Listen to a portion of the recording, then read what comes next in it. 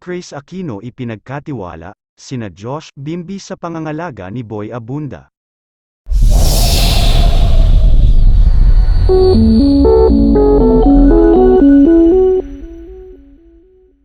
Tila ibinili na ni Chris Aquino ang dalawa niyang anak na sina Josh at Bimbi sa kanyang longtime friend na si Boy Abunda.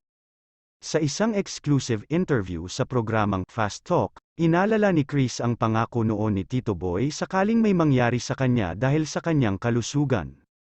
"I just wanna take this opportunity, Boy, na magpasalamat sa'yo because nangako ka sa akin, kagaya ng ilan sa pinakamalapit na kaibigan ko at yung mga kapatid kong babae. Nangako sila na kung anuman ang mangyayari. Mayroon akong 2 kaibigan na lilipad dito, sa US, para samahan yung 2 boys," say niya. Dagdag ng Queen of All Media, "I'm entrusting my children with you because the 2 will actually be going home in 2 weeks. Why did I decide on this? Kasi naaawa ako doon sa 2 bata. Ako, makukulong na ako sa bahay, pupunta na lang ako at lalabas ako para makita yung mga doktor," paliwanag niya. Kasabay niyan ay ibinunyag ni Chris na ang susunod na 6 na buwan ay magiging crucial para sa kanya.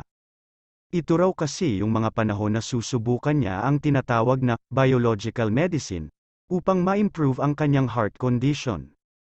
Sakali raw na hindi umepekto ito, malaki ang tsansa na siya'y magdusa sa cardiac arrest.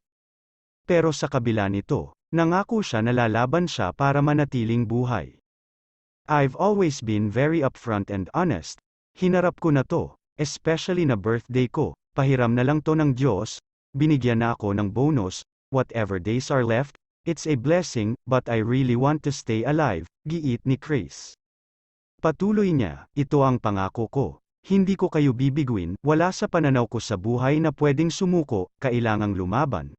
Kung maaalala, noong Oktubre nang sinabi ni Chris na itinuturing niya na parang kapatid si Tito Boy, tinawag niya itong "other brother" at "keeper of all my secrets, the one who assured me that come what may he'll be there for my sons, and the friend who until now fights my battles with me."